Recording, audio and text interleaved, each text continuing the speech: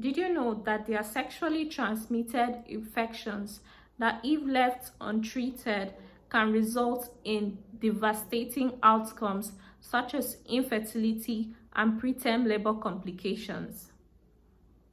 Worse still, most of these STIs are usually asymptomatic, meaning they do not present with clinical symptoms. So people that have these STIs unknowingly infect other people and the cycle continues. In this video, I'll be explaining a number of sexually transmitted infections. So stick with me to the end and let's go. These sexually transmitted infections include chlamydia, syphilis, gonorrhea, and also human papillomavirus. I will also be talking about pelvic inflammatory disease in this video. Chlamydia and gonorrhea are sexually transmitted bacterial infections which, if left untreated, can result in complications like preterm labor that I mentioned and infertility. It can also lead to degenerates to pelvic inflammatory disease. These infections are typically asymptomatic. When symptoms present, you'd notice dysuria, that's painful urination, and also discharge from the private parts. It depends on which. If it has gotten to pelvic inflammatory disease, you also notice pelvic pain. Diagnosis of these STIs can be done via a urine test. Specimen can also be collected by swabbing the female cervix or the male urethra, depending on the patient. Treatment is usually done by administration of antibiotics. That's typically doxycycline for chlamydia and cephalosporins for gonorrhea. Now, like I always say, disclaimer, this is not a prescription for you. Like I mentioned at the beginning of this video, these STIs are pretty much serious. Like, look at the long-term effects if left untreated: infertility and other complications. So please, you do not want to self-diagnose. Patient education is also done.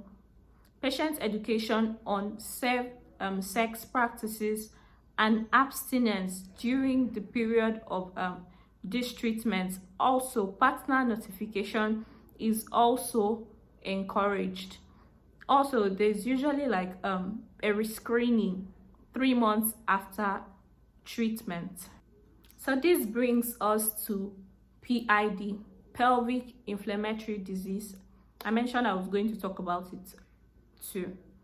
So PID is a key complication of chlamydia and gonorrhea when left untreated. With PID, sexually transmitted bacteria spreads from the vagina to the uterus, fallopian tubes, and or ovaries. This leads to infertility as well as sepsis or even death.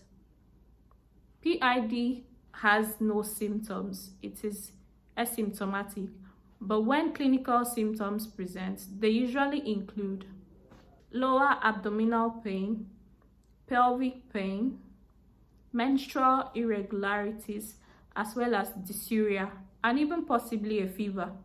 Treatment usually involves administration of antibiotics and analgesics for the pain. Also, comfort measures such as a heating pad. There is also patient education on abstinence during the course of this treatment, and partner notification and treatment too. This brings us to syphilis. Syphilis is a sexually transmitted bacterial infection which, if left untreated, can lead to systemic complications and even death. This infection occurs in 4 different stages. During the primary stage, There is appearance of genital chancres. This is an ulcer that is typically non-tender. During the secondary stage, the patient may experience flu-like symptoms, fever, muscle pain, sore throats, and may also have a rash on their hands or feet. During the latent stage, there are no clinical symptoms, none at all. But during the late or tertiary phase, patients may experience severe neurological and cardiovascular damages. This may result in vision loss, hearing loss, and even damage to the heart and blood vessels. Diagnosis can be made via a blood test or taking a swab from a chancre, that's the genital ulcer I mentioned earlier. Treatment typically involves administration of antibiotics like doxycycline. So this brings us to the last STI we'll be talking about today, human papillomavirus, HPV.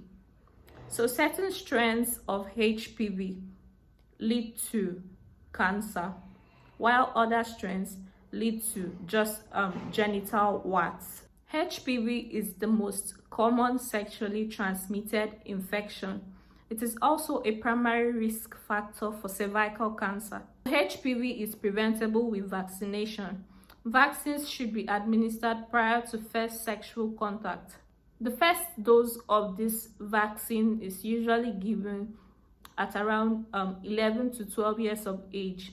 The second dose is usually given 6 to 12 months after.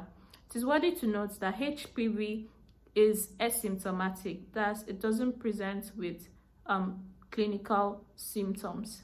So for HPV strains that cause genital warts, symptoms may include white or flesh-like growths around the anogenital region or in the oral cavity, that's around the mouth.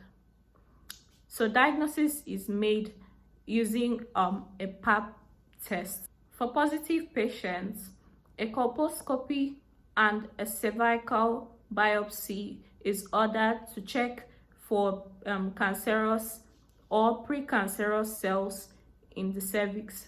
It is worthy to note that HPV has no cure. There is no cure for human papilloma virus. Wart removal can be done using prescription creams or using cryotherapy, that's freezing the cells. In addition, patient education is also administered on safe sex practices, partner notification, and a whole lot of that. Patients are also notified of frequent pap tests going forward instead of the regular 3 years interval. It's usually done annually or even more frequently. This is the end of this video. I hope it wasn't too long and I hope you got value. I'm sending you love and light, and I'll see you in my next video.